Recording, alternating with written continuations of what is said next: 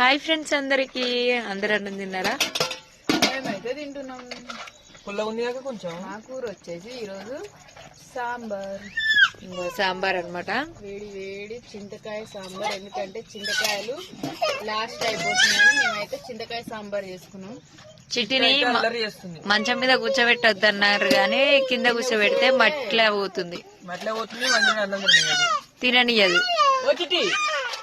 ఇగో ఇట్లా పట్టుకుందా, అస్సలు తిననియదు. అజ్జకారదే అయింది చిట్టి అయితే.